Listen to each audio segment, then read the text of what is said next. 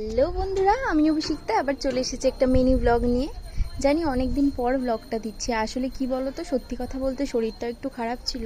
আর আমাদের মতো হাউস মেকারদের না প্রত্যেক দিন বেরোনোও হয় না, নতুন নতুন টপিকও পাই না, যার জন্য আমি বুঝতে পারি না যে কী টপিকে তোমাদেরকে ভিডিও দেব। তো যাই হোক, আজকে যখন ব্লগটা শুরু করেছি অল্প কিছু তোমাদের সাথে শেয়ার করা যাক।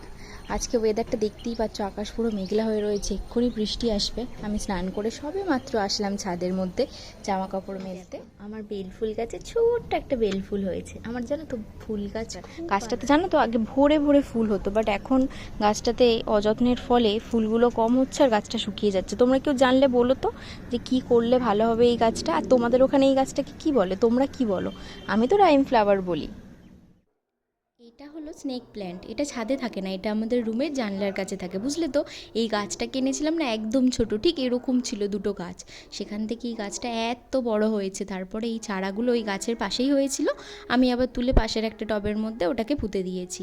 গাছটা দেখছো কতটা বড় হয়েছে। এখন তো মনে হচ্ছে এই টবটাতেও ধরবে না, এই টবটা থেকেও মনে হচ্ছে গাছটা আরও একটা বড় টবের মধ্যে ট্রান্সফার করতে হবে। তো চলো আজকে তোমাদেরকে দেখাবো আমাদের লাঞ্চে কী কী রান্না হয়েছে। আমার শাশুড়ি মা কী কী রান্না করেছে। আমার শ্বশুরমশাই আর শাশুড়ি মা দুজন খেয়ে দিয়ে বেরিয়ে গেছে, তারপর আমাদের খাবারটা রাখা রয়েছে, ওরা একটু কাজে বেরিয়েছে। তো চলো তোমাদেরকে দেখাই কী কী রান্না হয়েছে আজকে আমাদের বাড়িতে মেনু। এটা হচ্ছে মাছ। এই মাছটার নাম আমি বলতে পারবো না, 2 পিস আছে, কারণ আমি খাবো না, আমার বর খাবে শুধুমাত্র। তারপরে রয়েছে ডাল, আর একটা কোনো ভাজা আছে, চচ্চড়ি আছে। হ্যাঁ, এই যে এটা হচ্ছে কুমড়ো আলু দিয়ে একটা চচ্চড়ি টাইপের, আর রয়েছে আলু ভাজা। তারপরে তো আমরা খাওয়ার সময় ডিম ভাজা করেই নেব। এই দেখো আমাদের গাছের কামরাঙা, বুঝলে কত বড় বড়, বুঝতে পারছো ভিডিওটাতে দেখে কত বড় না কামরাঙাগুলো, আর দারুণ টেস্টি, খুব মিষ্টিও হয় জানো।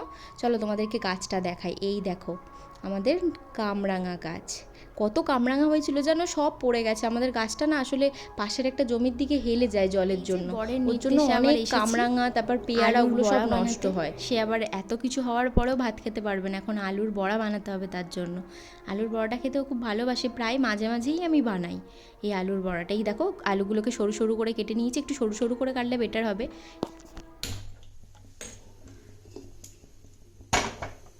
এই যে আমাদের কড়াই গরম হয়ে গেছে, এবার তেলটা দিয়ে দিলাম, তেলটা গরম হয়ে যাবে, তারপর আমরা আলুগুলো ছেড়ে দেবো এর মধ্যে।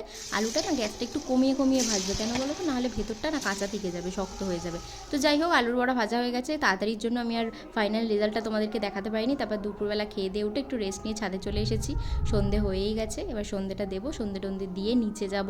আমি আর আমার শাশুড়ি মা দুজনেই বাড়ি থাকি সন্ধ্যাবেলা, আর তো বাকিরা সবাই কাজে যায়, তো সন্ধ্যাবেলা দুজনে মিলে চা খাবো। আমার খুব চায়ের নেশা জানো তো।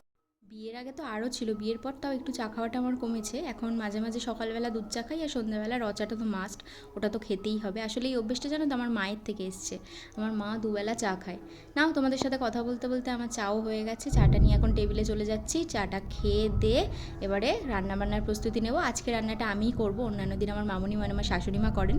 তো তোমাদের সাথে কথা বলতে বলতে রান্নাটা আমার হয়েই এসেছে, এবার ভাতটা নামাবো, তারপরেই শেষ। তারপর গ্যাসটা মুছে রান্নাঘরটা মুছে চলে যাব। তো এই ছিল আমার আজকে সারাদিনের ছোট্ট একটা রুটিন, একটু শেয়ার করার চেষ্টা করলাম তোমাদের সাথে। কেমন লাগলো জানিও। Thank you for watching. আপাতত বাই।